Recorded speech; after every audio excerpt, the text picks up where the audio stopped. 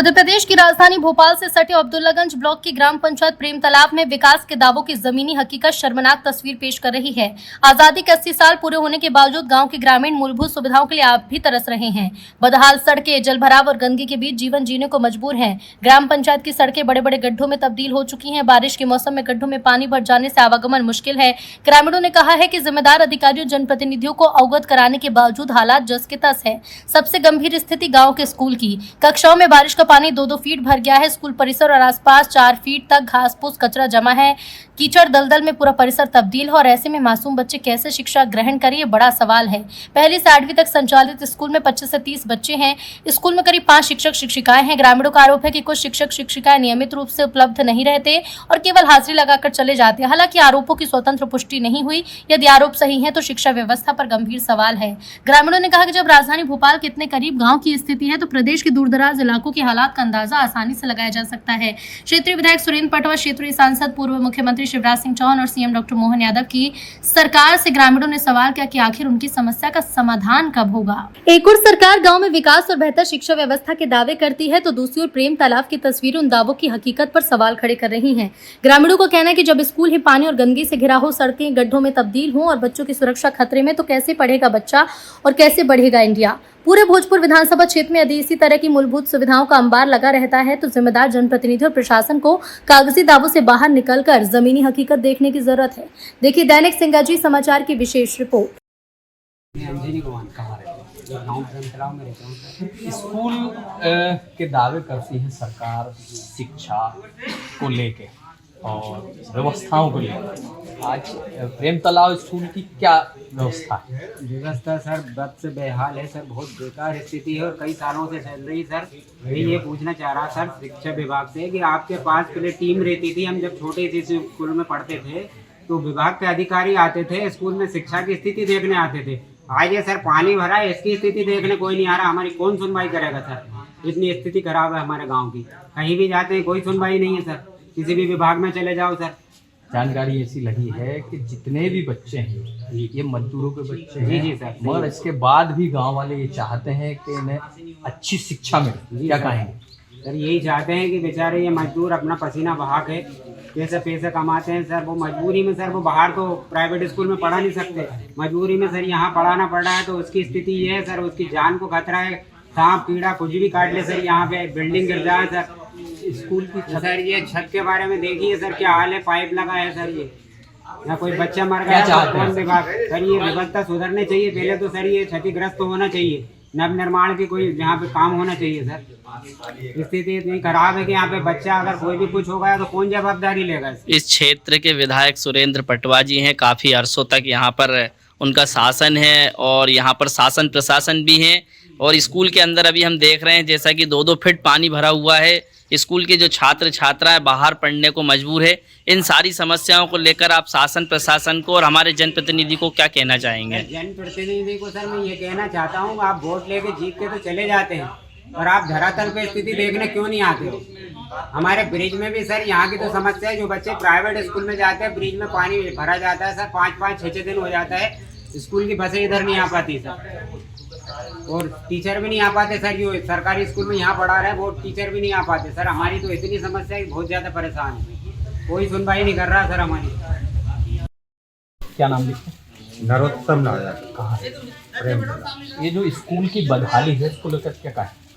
देखिए sir, technology pipe लगा है, नई टेक्नोलॉजी दे दी है और अभी स्कूल की ये हालत है।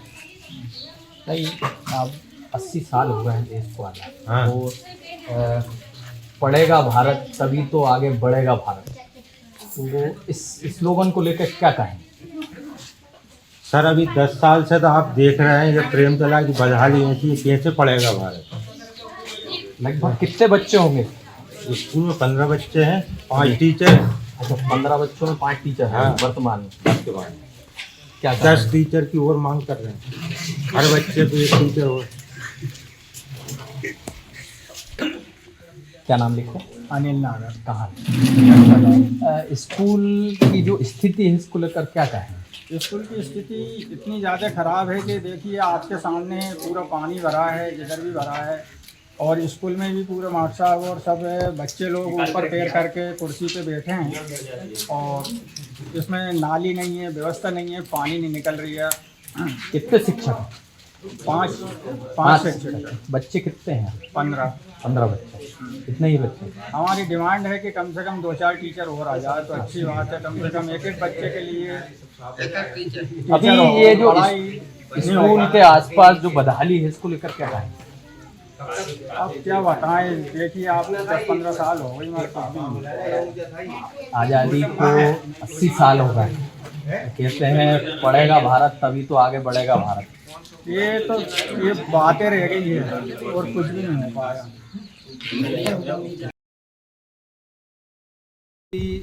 सरकार स्कूलों की व्यवस्था और शिक्षा के स्तर को सुधारने का हर प्रयास और करोड़ों रुपए खर्च कर रही है, उसके बाद आज देखने को मिलता है प्रेम तालाब में क्या स्थिति है स्कूलों की?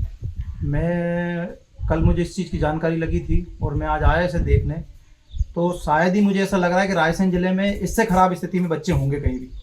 सांसद महोदय हमारे इस समय केंद्रीय मंत्री हैं, विधायक साहब हमारे कई वर्षों से जमे हुए, नेतागिरी भी हम लोगों की शायद दिल्ली से ऊपर होगी इस क्षेत्र की। लेकिन अगर स्थिति ये है तो मुझे तो ऐसा लगता है कि गांव या बाहर की नेतागिरी हमें करना ही नहीं चाहिए कि भाई आप अपने जो बच्चे स्कूल में पढ़ने आ रहे हैं, अगर उनको शिक्षा आदमी का पहला हक होता है, अगर व्यक्ति को वो नहीं मिल पा रहा है। अभी स्थिति देखी, बच्चे बैठे हैं, नीचे पानी भरा हुआ है, चारों तरफ कहीं से भी पानी, सांप आप आ जाए, कोई कीड़ा कुछ भी आ जाए, मतलब स्थिति इतनी ज़्यादा गंभीर है कि स्कूल या तो तत्काल के प्रभाव में सरकार उसे कहीं दूसरी जगह शिफ्ट करे या उसकी कोई वैकल्पिक व्यवस्था करे। अभी जिस स्थिति में है इससे बदतर स्थिति थी, उसमें स्वतंत्रता दिवस मनाया गया। अब इसमें तो अधिकारियों को विशेष करके हमारे यहाँ अभी जन विश्वास करके एक कार्यक्रम भी था, कलेक्टर महोदय भी आए, शायद संभाग आयुक्त भी आए। अगर उसके बाद भी वो जो कर्मचारी हैं बराबर आ रहे हैं, चाहे यहाँ की पंचायत हो, चाहे यहाँ का लोकल एडमिनिस्ट्रेशन हो, जो भी देखता है इन चीज़ों को, अगर इस मामले को उन लोगों ने नहीं देखा, गंभीरता नहीं दिखाई है, तो सब भ्रष्टाचार के अलावा कुछ नहीं है। लोग सिर्फ समय काट रहे हैं, वो अपना समय निकाल के अगला अधिकारी शिफ्ट होना चाह रहा है, इसके अलावा कुछ भी नहीं है। यहाँ की जो मुख्य सड़क है वो पूरी तरीके से बदहाल है। क्या कहेंगे, आज़ादी के 80 वर्ष बीत जाने के बाद भी आज ग्रामीण नर्क का जीवन जीने को मजबूर है, क्या कहेंगे? सड़कें तो बात की बात है, आप सबसे मेन शिक्षा, मैं एक ही चीज पे टारगेट हूँ इस समय, शिक्षा। सड़क आदमी कर लेगा एडजस्ट, जैसे भी उसको 1 बार 2 बार निकलना वो कर लेगा, लेकिन यहाँ बच्चे उसके बैठे हैं 5-6 घंटे कंटिन्यू स्टडी के लिए बैठते हैं, उस जगह के बगल में पानी भरा हुआ है, बच्चे पानी के लेवल भरे हैं। आप बताइए, वो आंगनबाड़ी जहाँ महिलाओं के लिए और छोटे छोटे बच्चों के लिए वो चलाए जाते हैं, उस आंगनबाड़ी के अंदर 1-1 फीट पानी भरा है, चारों तरफ घास हो रहा है। 4 से 5 शिक्षक, मात्र 15 बच्चे हैं। अब वो बीआरसी के ऊपर है या शिक्षा विभाग के ऊपर है, हो सकता है कि कहीं जगह खाली ना हो या जो शिक्षक यहाँ रह गए हैं वो इनके स्थानांतरण के ऊपर है। ग्राम पंचायत प्रेम तालाब में शासकीय स्कूल है, उसकी स्थिति जो गंभीर है, पानी भरा हुआ है, इसको लेकर क्या कहें? आपका कहना बिल्कुल ठीक है। ग्राम पंचायत प्रेम तालाब में शासकीय माध्यमिक शाला प्रेम तालाब है, उपरोक्त विद्यालय ठीक नहीं है, मरम्मत की आवश्यकता है।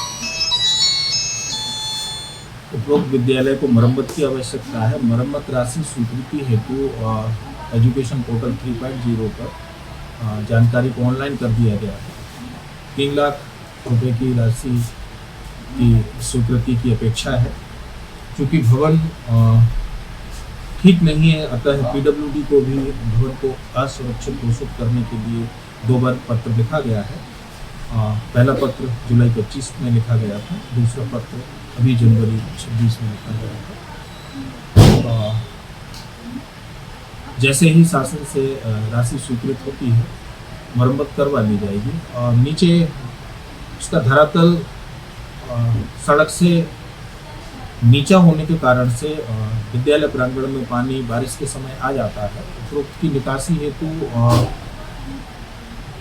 निर्देशित किया गया है, संबंधित शिक्षक यथाशीघ्र उसकी निकासी करवा दी जाए।